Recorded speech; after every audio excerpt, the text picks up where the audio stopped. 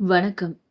111 எழுத்தாளர்கள் பங்கு பெறும் உலக சாதனை சிறுகதை தொகுப்பு மலை மேகமடி நீ எனக்கு. எழுதியவர் ஆர்.ஜே. தாரா. ஆதவன் தன் பொன்னிற கதிர்களை பூமிக்கு அனுப்பும் வேளையில் தென் தமிழகத்தின் மூலையில் இருக்கும் ஒரு வீட்டில் சித்தார்த் தன் காதலியோடு வாக்குவாதம் செய்து கொண்டிருந்தான். புரிஞ்சுக்கோ கண்ணம்மா, அக்கா வருஷத்துக்கு ஒரு தடவை தான் இந்தியா வருவா. அதுவும் ஒரு வாரம் மட்டுமே எங்க வீட்டுல இருப்பான். இப்ப 2 குடும்பமும் அறிமுகமாகி பழக ஆரம்பிச்சாதானே நம்ம கல்யாணம் சீக்கிரம் நடக்கும். இந்த நேரம் பார்த்து நீ நாட்டிய ஆட வெளியூர் போகணும்னு சொன்னா சரியா இருக்குமா? வீட்டுல இருக்கிறவங்கள நான் ரொம்ப கன்வின்ஸ் பண்ணி மெனக்கிட்டு இந்த ஏற்பாடு பண்ணிருக்கேன். இப்போ அரங்கேற்றம் முக்கியமா? ஆரம்பத்தில் தாட்பூட் என்று கத்தியவன் கடைசியாக கெஞ்சலோடு முடித்தான். தன் ஆசை காதலியை திருமணம் செய்ய அவன் அடிக்கும் குட்டிக்கரணங்களை கண்டால் சிரிப்பாக இருக்கும். அவன் ஆசை காதலி கண்ணம்மா தூரிகா. அவளை நாட்டிய அரங்கேற்றம் ஒன்றில் கண்டுவிட்டு மனதை பறிகொடுத்தவன் 2 வருடமாக அவளை துரத்தி துரத்தி காதல் செய்து அவளையும் காதலுக்கு சம்மதம் சொல்ல வைத்து விட்டான். இரு வீட்டினரிடமும் தனித்தனியாக பேசிவிட்டனர். இனி குடும்பமாக தங்களை அறிமுகம் செய்து கொண்டு திருமணத்தை நோக்கி நகட்டி விடலாம் என 1000 கனவுகளோடு சித்தார்த் இரு குடும்பத்தின் சந்திப்பை ஏற்பாடு செய்து வைத்திருக்க, தூரிகா அரங்கேற்றத்திற்காக வெளியூர் செல்ல வேண்டும் என்று சொன்னதும் அவனுக்கு கோபம் வந்துவிட்டது. என்னோட லட்சியம் தெரிஞ்சோ இந்த கேள்வி உங்ககிட்ட இருந்து நான் எதிர்பார்க்கல சித்து. என் கனவு இந்த நாட்டிய ஆலயா போட்டியில கலந்துட்டு ஜெயிக்கணும்ன்றதானே என மிருதுவான குரலில் தூரிகா தன் விருப்பத்தை சொல்லிக் கொண்டிருக்க, அப்போ உனக்கு நம்ம காதலை விட நாட்டியம் முக்கியமா போச்சா கண்ணம்மா? சித்து, எனக்கு நாட்டியம் உயிரா இருக்கலாம், ஆனா நீ என்னோட உயிர்ப்பு. உயிர் இல்லாம இருந்தா அது வெறும் பிணம். உயிர் இல்லாத உடலும் பிணத்துக்கு சமம். 2 நாள் எனக்காக பொறுத்துக்கோ சித்து. உன்னையும் நாட்டியத்தையும் நான் இழக்க விரும்பல என கனத்த குரலில் சொல்லிய தூரிகா தன் அழுகையை மறைப்பதற்காக போனை அணைத்து விட்டாள். ச என போனை எறிந்த சித்தார்த் கட்டிலில் படுத்துக்கொண்டு விட்டத்தை வெறித்து பார்த்து கொண்டிருந்தான். உள்ளம் குழப்பத்தில் இருக்கும் நேரம் தானே வேண்டாத எண்ணங்கள் தலைவிரித்து ஆடும். அவனையும் ஆகாத எண்ணங்கள் சுற்றி கொண்டது. தான் நினைக்கும் அளவுக்கு அவள் தன்னை விரும்பவில்லையா? இந்த வருடம் அரங்கேற்றம் போனால் அடுத்த வருடம் போட்டியில் கலந்து கொண்டு ஜெயிக்கலாம். என்னுடனான திருமணம் அவளுக்கு முக்கியமாக படவில்லையா? இல்லை, அவள் என்னை விரும்பவில்லையா? முட்டாள் சித்து, சின்ன விஷயத்தை எங்க கொண்டு போற? அவன் காதல் கொண்ட மனம் சிந்தனையை பாதியிலேயே நிறுத்தியது. அவன் யோசனையை கலைப்பது போல படாரென கதவை திறந்து கொண்டு ஐவர் உள்ளே ஓடி வந்தனர். சித்தப்பா என அருணிகா, பிரணவ் இருவரும் சித்தார்த் மேல் விழுந்திட அவர்களோடு சேர்ந்து மாமா என்ற சத்தத்தோடு பாரதி, நவிலன் சேர்ந்து விழுந்தனர். அவர்களை துரத்தி வந்த சித்துவின் மாமன் மகள் ஸ்வேதா ஐவரின் கொஞ்சல்களையும் கண்டு கையை கட்டி கொண்டு சிரிக்காதடி ராட்சசி, இந்த வாண்டுக கிட்ட இருந்து என்ன காப்பாத்து என அவன் கதறி கொண்டிருந்தான். சித்தப்பா வாங்க, ஐஸ்கிரீம் வாங்கலாம் என பிரணவ் ஒரு கையை பிடித்தான். இல்ல, சாக்லேட் தான் வேணும், வாங்க மாமா என பாரதி இன்னொரு கையை பிடித்துக் கொண்டாள். கைய விடுங்க என கொஞ்சம் கோபமாக சித்தார்த் குரலை உயர்த்தவும் குழந்தைகள் பயத்தோடு அவனை பார்க்க, ஹே குட்டீஸ், இங்க பாருங்க, நாம ஒரு கேம் விளையாடலாம். நீங்க போய் ஃபர்ஸ்ட் சாப்பிட்டு முடிச்சிட்டு வாங்க, நான் சித்துவோட ரெடியா இருக்கேன். ஓகே, போங்க போங்க என 4 வரையும் கீழே அனுப்பிவிட்ட ஸ்வேதா சித்துவை கண்டு, என்ன நவீன பாரதி சார், காலையிலேயே உங்க கண்ணம்மா கூட சண்டையா? முகம் கோவத்துல கொதிக்குதே. குழந்தைங்க கிட்ட முகத்தை காட்டுற அளவுக்கு என்ன கோவம் என சித்துவிடம் பொறுமையாக கேட்டபடி அவன் அருகே அமர்ந்தாள் ஸ்வேதா. என்று சலித்த சித்து, ஒரே ஒரு காதல், அவளை கல்யாணம் பண்றதுக்குள்ள என் ஆயுசு பாதி ஆயிடும் போல. ரொம்ப சலிச்சுக்காத சித்து. தூரிகா ரொம்ப மெச்சூர்டான பொண்ணு. உங்க 2 பேருக்கும் சேர்த்து அவ ஒருத்தையே யோசிக்கிற அளவுக்கு அறிவாளி. அவளை நினைச்சு நீ சலிச்சுக்க கூடாது, பெருமைப்படணும் என்ற ஸ்வேதாவை முறைத்த சித்தார்த், அந்த மெச்சூர்டான யோசனையால இப்ப என் கல்யாணம் கேள்விக்குறியாயிடும் போல என்றான். பாரதி கண்ட புதுமை பெண் வேணும்னு கேட்க தெரிஞ்ச உனக்கு அவளோட அறிவு சுடர் பிரச்சனையா இருக்குன்னு யோசிக்கிற பாரு. உன்னை பார்த்தா சிரிப்பா இருக்கு. என்ன பிரச்சனை? உனக்கே தெரியும், அப்பா அவ சமாதானப்படுத்தி என் கல்யாணத்துக்கு சம்மதிக்க வச்சிருக்கேன். நாளைக்கு ஃபேமிலி மீட்டிங் ஏற்பாடு பண்ணிருக்க நேரம் பார்த்து அரங்கேற்றம் பண்ண போறேன்னு சொல்றா. எங்க கல்யாணத்தை விட நாட்டியம் முக்கியமா போயிடுச்சா ஸ்வே? கோவமா வருது. எனக்கான முக்கியத்துவம் தூரிகா கிட்ட எந்த அளவு இருக்குன்னு இப்ப புரியுது. அவ என் கண்ணம்மா இல்லையா என கோவத்தில் ஏதேதோ பேசிக் கொண்டிருந்தான்.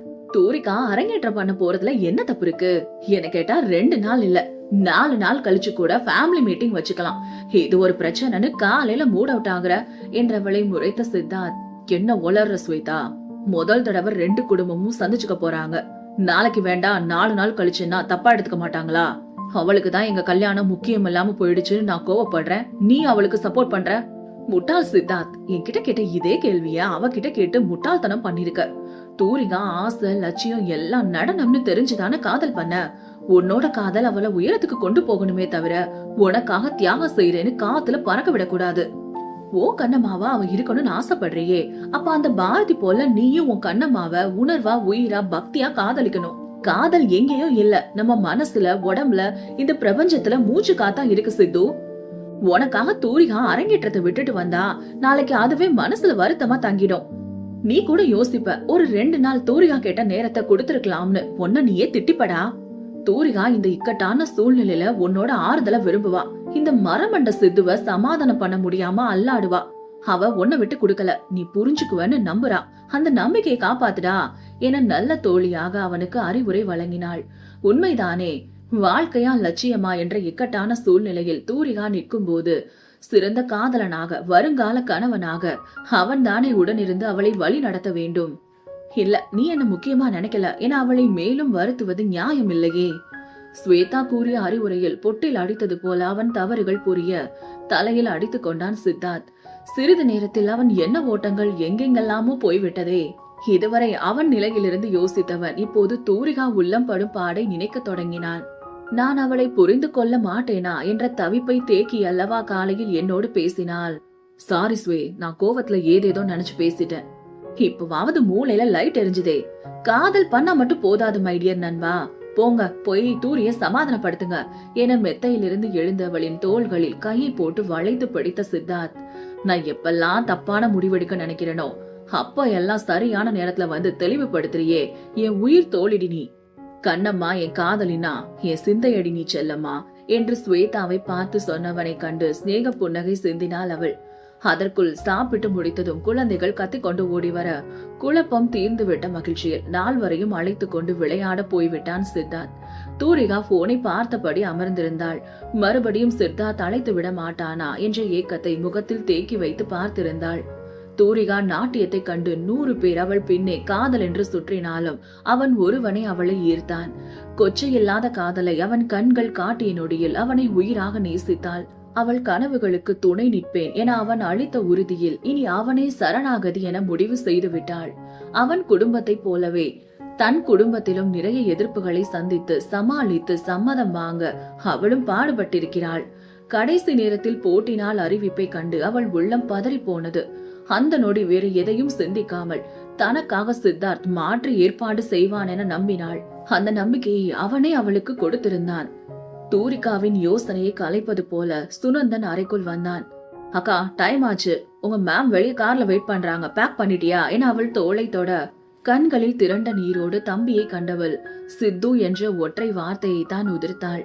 என்னாச்சுக்கா, மாமா உன்ன புரிஞ்சுப்பாங்க, அப்படி கண்டிப்பா நீ வந்தாகணும்னு சொன்னா நான் அண்ணங்க அப்பா எல்லாரும் போய் நேரடியா பேசுறோம், மனச போட்டு கொலப்பாதக்கா, நல்லபடியா போட்டியில கலந்து ஜெயிச்சுட்டு வா என அக்காவை தேற்றியவனை கண்டு சிரித்த தூரிகா அவன் தலைமுடியை களைத்து விட்டு வெளியே வந்தவள் தன் குடும்பத்தாரிடம் விடை பெற்று கிளம்பினாள். அடுத்த நாள் காலை அரங்கம் நிரம்பி வழிய மேடை பெண்புற அறையில் தயாராகி கொண்டிருந்த தூரிகாவின் மனம் நிலையில்லாமல் தவித்தது. நேற்றிலிருந்து சித்தா தலைக்கவில்லை. உள்ளத்து தவிப்போடு தன் அலங்காரங்களை சரி செய்து கொண்டிருந்தவளை அவள் தோழி வந்து அழைத்தாள். தூரி, உன் ஃபேமிலி வந்திருக்காங்க, வெளியே வெயிட் பண்றாங்க என்றதும் முகத்தில் சந்தோஷத்தை வலுக்கட்டாயமாக கொண்டு வந்தவள் வேகமாக வெளியே வந்தாள். அங்கே நின்றிருந்தவர்களை கண்டு ஆனந்தமாக அதிர்ந்த தூரிகா தன் கண்களை விரிக்க சித்தார்த் சிரித்தபடி அவளை நெருங்கினான்.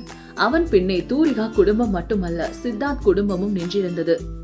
ஏற்கனவே இந்த கண்ணுக்குள்ள விழுந்து கிடக்கிறது பத்தாதா கண்ணம்மா, இன்னும் மிச்சம் இல்லாம விழணுமா என வசீகர சிரிப்போடு கேட்டவனின் காதலை கண்டு அவள் கண்ணம் ஏற்கனவே பூசி இருந்த செயற்கை பூச்சை தாண்டி சிவந்து போனது. நன்றி.